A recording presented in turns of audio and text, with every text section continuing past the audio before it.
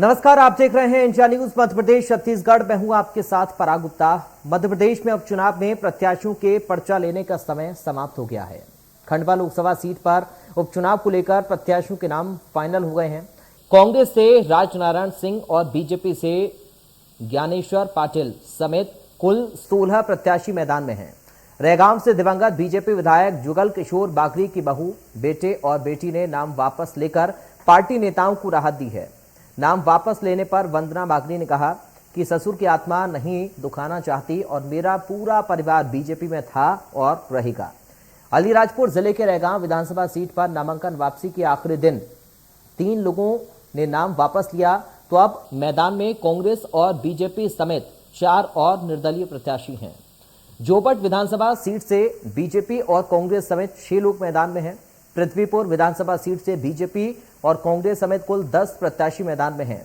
दमोह विधानसभा seat जीतने और बागियों को साधने के बाद कांग्रेस का मनोबल हाई है, तो वहीं बीजेपी भी बागियों को साधने के बाद अब पूरे जोर शोर से जनता को साधने में जुटी हुई है।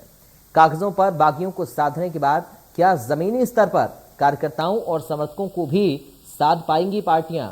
बागियों को साधने के बाद वोटर्स को साधने के लिए पार्टियों का क्या है प्लान? आज हम इसी मुद्दे पर चर्चा करेंगे, जिसमें हमारे साथ कुछ खास मेहमान भी जुड़ेंगे। लेकिन उससे पहले इस मामले पर क्या कह रहे हैं बीजेपी नेता, वो आप सुनिए। चाहिए वो पहले ही कह चुके हैं, मैं जाऊंगा तो वोट कट जाएंगे।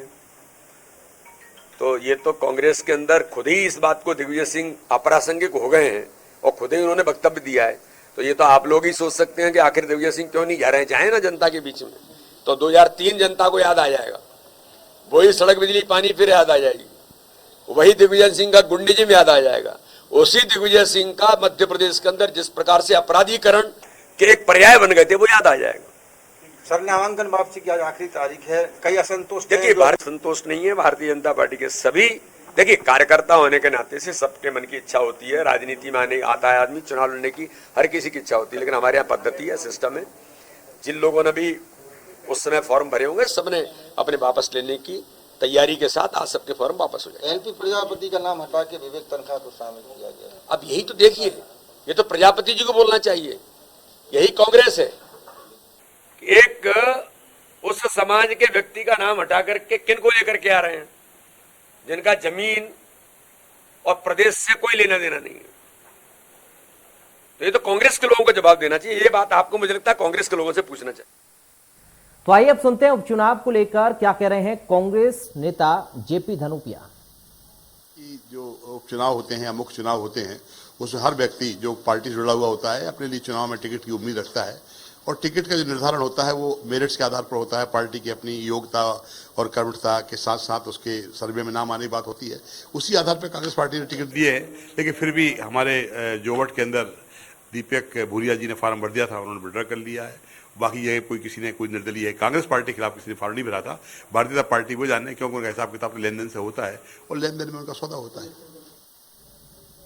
और हमारे साथ 2 खास मेहमान जुड़ गए हैं, सीधा आपका परिचय करा दूं। बीजेपी से प्रवक्ता आशीष अग्रवाल हमारे साथ मौजूद हैं। आशीष अग्रवाल जी, आपका स्वागत है। कांग्रेस पार्टी से प्रवक्ता शहरियार खान हमारे साथ मौजूद हैं। शहरियार खान साहब, आपका स्वागत है। शुरुआत आशीष अग्रवाल जी आप ही के साथ में कर रहा हूं। टेंशन खत्म हो गई, अब बाकी सध गए हैं, अब कोई टेंशन नहीं है, सिर्फ जनता को अब लुभाना बाकी रह गया है।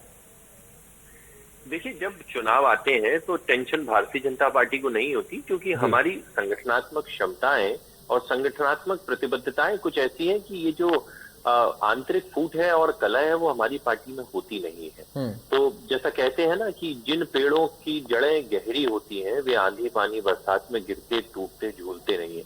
तो भारतीय जनता पार्टी का कार्यकर्ता भी ऐसा है। और मैंने पहले भी कहा था, जब नामांकन वापसी का दिनांक नजदीक आएगा, ये जितने भी हमारे कार्यकर्ता हैं वे सभी उसी प्रत्याशी के हित में प्रचार करते हुए नजर आएंगे जिसको वरिष्ठ नेतृत्व ने तय किया है। बाद बाकी मुझे लगता है कि सारी तैयारियां तो कांग्रेस में चल रही हैं। अरुण यादव जी जहां जहां जाते हैं अपने दर्द को बयां कर देते हैं कि उनकी फसल को कोई और काट के ले गया। और इसी तरीके की कमोबेश आपने देखा होगा जो कांग्रेस के दूसरे प्रत्याशी हैं, उनका एक वीडियो निकल कर आया था जिसमें वो कह रहे थे कि अगर अगली बार टिकट फिर नहीं दिया तो मैं फिर हरवाऊंगा। तो इस तरीके की संस्कृति और इस तरीके के चरित्र वाले प्रत्याशियों के लिए दूसरे प्रत्याशी क्या कर रहे होंगे, उम्मीदवार क्या कर रहे होंगे जिनका नाम चल रहा था, वो बड़ा स्पष्ट है।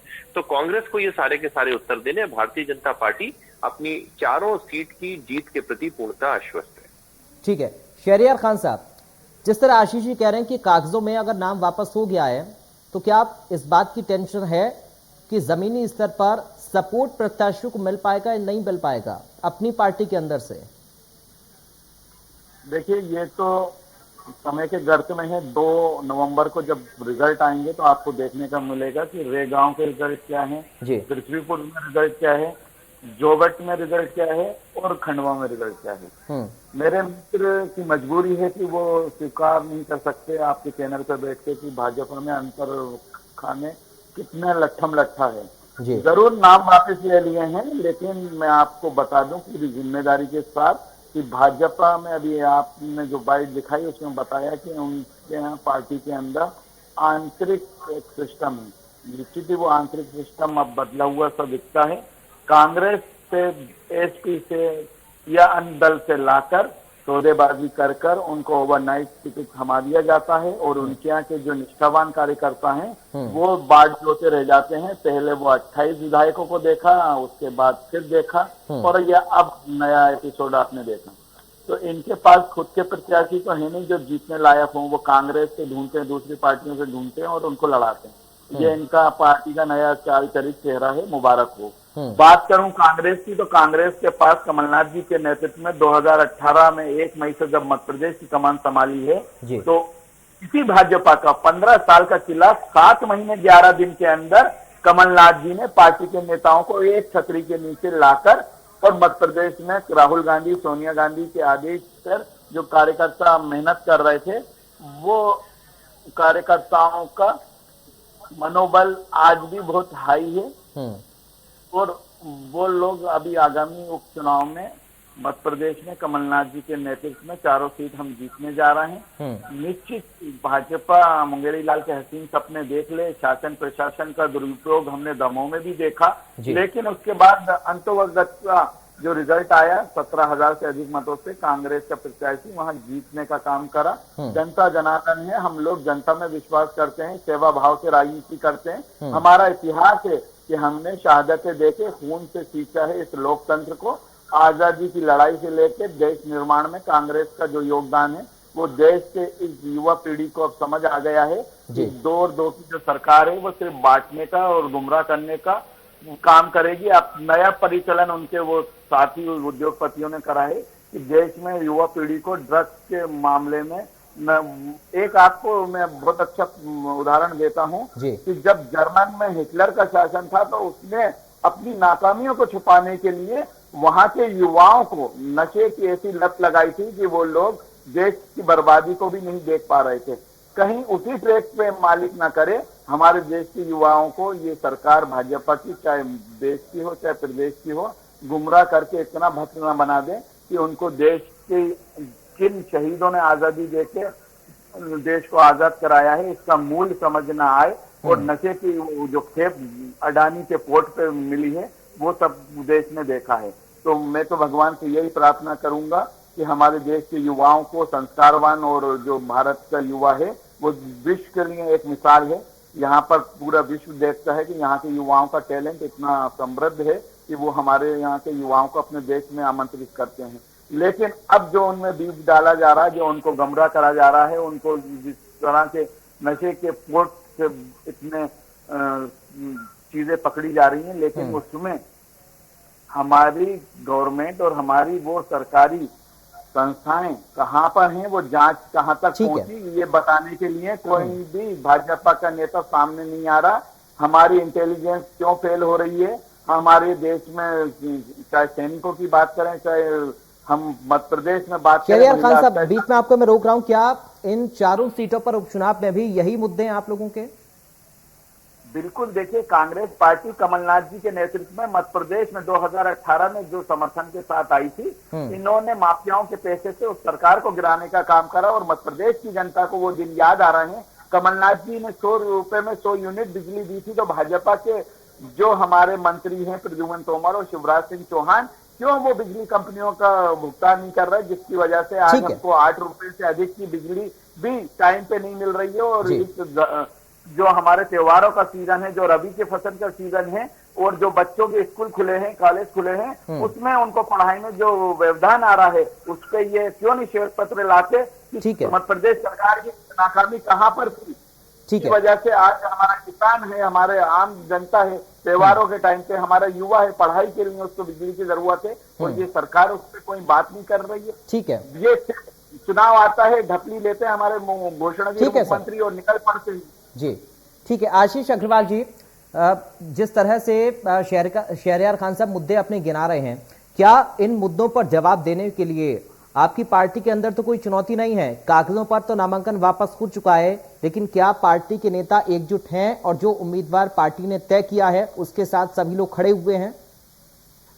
देखिए, इस देश में अगर कोई एक दल है जो एकजुट रहता है, जहां पर कार्यकर्ता और विचारधारा का कुछ ना कुछ समन्वय है, तो वो भारतीय जनता पार्टी है।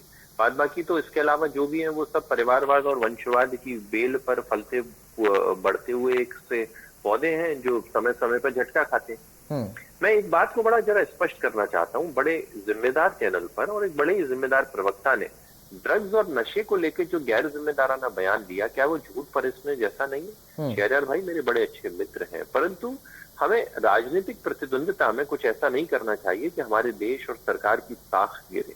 अरे ड्रग्स अगर सही में अगर सरकार समर्थन कर रही होती तो वो क्यों पकड़े जाते?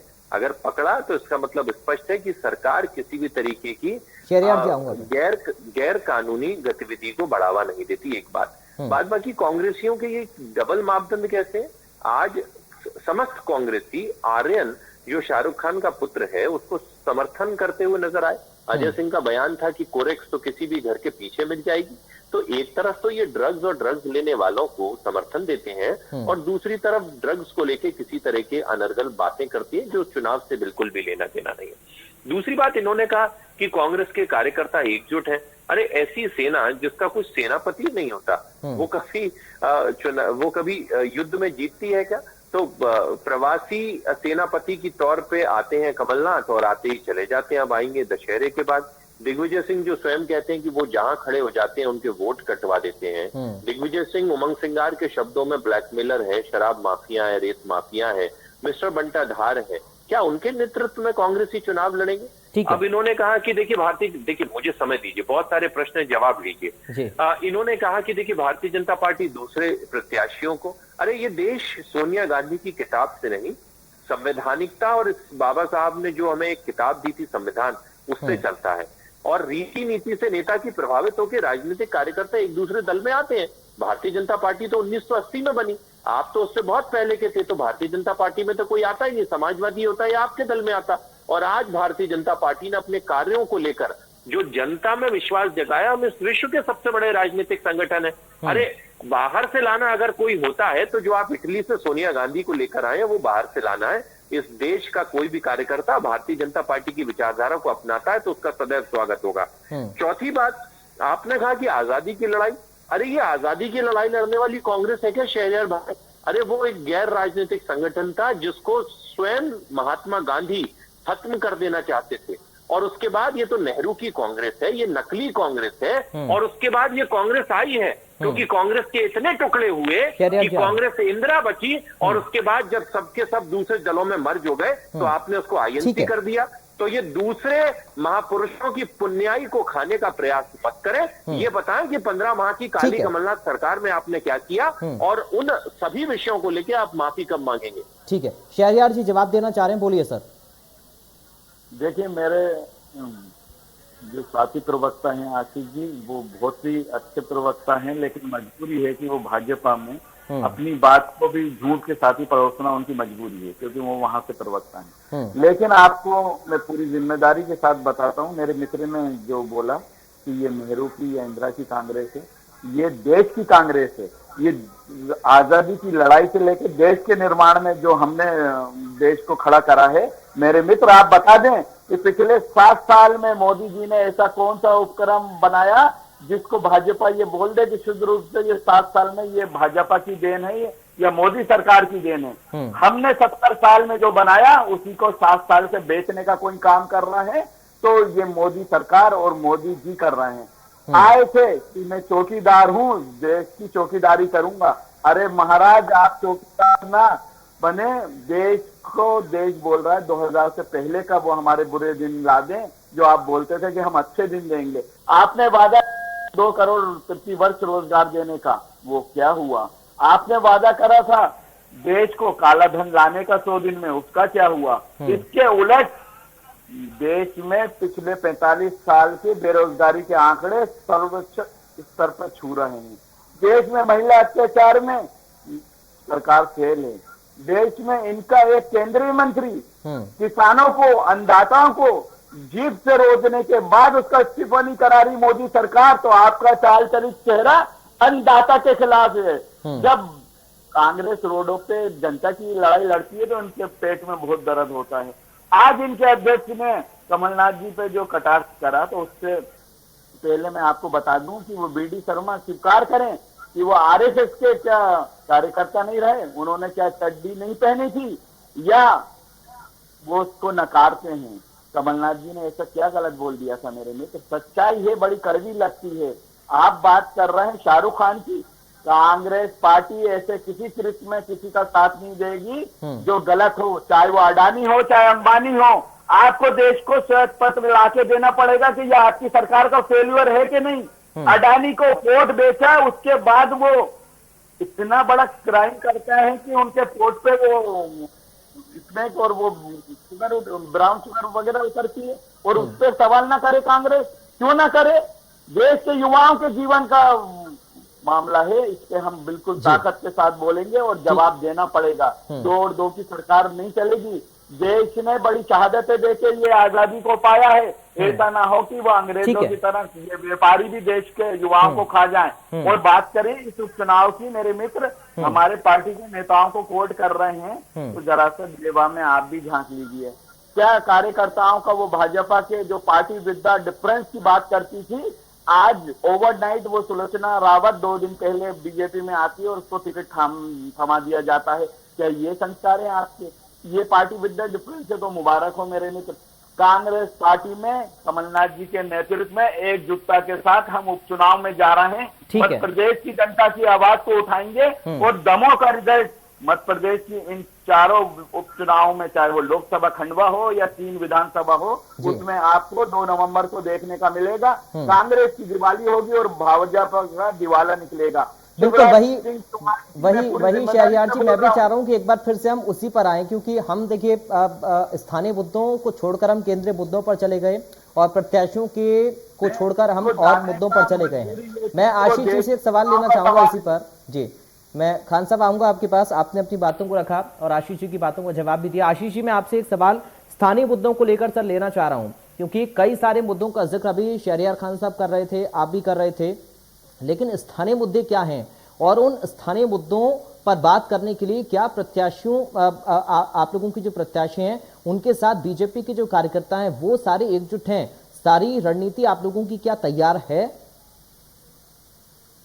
मैं दोबारा दोहराता हूं कि अगर कोई राजनीतिक दल कार्यकर्ता आधारित पद्धति पे काम करता है तो वो भारतीय जनता पार्टी ही है, और संगठनात्मक क्षमता के बल पर ही तो हम ये 2 से लेके 400 का सफर हमने तय किया है। तो भारतीय जनता पार्टी एक जीवन संगठन है। ऐसा नहीं कि चुनाव के समय ही हम अपने कार्यकर्ताओं को पकड़ते हैं और काम करना प्रारंभ करते हैं। बहुत पहले से हमारे जो मूलभूत काम है, हमारी सरकार है और सरकार की योजनाओं को अंतिम व्यक्ति तक पहुंचाने के लिए हमारा कार्यकर्ता घर घर गया है। चाहे वो कोरोना में किसी भी तरह की मदद हो, अन्न वितरण हो, चप्पल पहनाना हो, उसके बाद जब अन्नदान का एक महापर्व प्रारंभ हुआ उसमें हमारे कार्यकर्ता ने बढ़ चढ़कर हिस्सा लिया। वैक्सीनेशन में जो मध्य प्रदेश नंबर 1 पहुंचा उसमें भारतीय जनता पार्टी के राजनीतिक कार्यकर्ता की हमारे प्रदेश अध्यक्ष के आह्वान पर एक बड़ी भूमिका रही है। तो हमारा कार्यकर्ता तो सदैव जनता के बीच रहता है। तो एक ऐसा परीक्षार्थी जो परीक्षा से पहले पर्याप्त तैयारी करके रखता है, उसे परीक्षा से तुरंत पहले बहुत ज्यादा घंटों की आवश्यकता नहीं होती। तो वही भारतीय जनता पार्टी के संगठन की और इन क्षेत्रों में स्थिति है। बाद बाकी भारतीय जनता पार्टी जो चुनाव लड़ती है वो अपनी संगठनात्मक क्षमता और अपने कार्यों के आधार पर करती है। तो 20 मार्च 2020 से जब से शिवराज सिंह जी चौहान ने सरकार संभाली है, 2 कोरोना वेव में जिस तरीके से राष्ट्रीय स्तर पर हमने बेहतर परफॉर्म किया, ऑलमोस्ट नंबर 1 थे हम, हमारी प्रशंसा अंतर्राष्ट्रीय स्तर पर हुई। यहाँ की कांग्रेस के जो घटक दल है, जो महाराष्ट्र में सामना का जो मुखपत्र निकला था, उसमें भी प्रशंसा हुई। तो इन सारी उपलब्धियों को लेके जो जन सरोकार की बंद पड़ी योजनाएं थी उनको प्रारंभ किया। संवेदनशीलता से जो हमारे प्रयास है उन सबको लेके जब हम जनता के बीच जाएंगे तो मुझे लगता है कि जनता सफेद और काले में बहुत स्पष्ट अंतर समझेगी। और वो 15 महीने की काली कमलनाथ सरकार अभी भी जनता को याद है, जब चारों ओर अंधेरा था, चौकीदार लुटेरा था, जी मैं आ रहा हूं। 2 लाख का कर्ज माफ नहीं हुआ, बेरोजगारों को भत्ता नहीं मिला, निराश्रितों को पेंशन नहीं मिली, और चला तो क्या सिर्फ ट्रांसफर उद्योग। तो जनता इस फर्क को समझेगी और स्थानीय विषय पर निश्चित ही हमारे स्वराज को, हमारे शिवराज को वोट देगी। ठीक है शहरयार खान साहब, समय आखिर में है, इसलिए फाइनल कमेंट एक आपका मैं चाहूंगा। आप अपनी बात भी रखिए और एक बार फिर से मुद्दों को लेकर अपना कमेंट भी आप दीजिए। देखिए, मेरे भाजपा के मित्र ने जो बात करी कि चौकीदार बेईमान है, निश्चित ही देश का चौकीदार बेईमान है। और रही बात की मध्य प्रदेश की, तो शिवराज सरकार ने कोरोना में ये बड़ी बड़ी बातें कर रहे थे। मध्य प्रदेश वो देश का राज्य है कि मध्य प्रदेश में लाखों लोग अकाल मृत्यु के गर्त में चले गए। हद तो जब हो गई कि मृत्यु के बाद उनको शमशान और कब्रिस्तान में ना लकड़ी मिली, ना मिट्टी मिली, और जो अस्पतालों में थे ना उनको बेड मिल रहा था, ना इंजेक्शन मिल रहा था, ना दवा मिल रही थी। मैं आपको पूरी जिम्मेदारी के साथ बोलना चाहता हूं कि ये कोरोना में भी फेल थे, ये पिछले 16 साल में भी फेल है। सिर्फ घोषणा मशीन है, चुनाव आया है, अपनी डपली लेके फिर निकलेंगे और फिर नए नए वादों की और चांद सितारे तोड़ने लाने की बात करेंगे। गंजों के शहर में ये कंधा बेचने की महारत रखते हैं शिवराज सिंह चौहान। मध्य प्रदेश को ठगने का काम कोई करता है तो हमारे चुनावी जीवी मुख्यमंत्री शिवराज सिंह चौहान करते हैं। भाजपा की पार्टी का एक ही सूत्र है कि चुनाव में झूठे वादे करो, चुनाव के बाद उस क्षेत्र से ऐसा पल्ला झाड़ो कि वापिस फिर चुनाव के टाइम पर ही जाएं।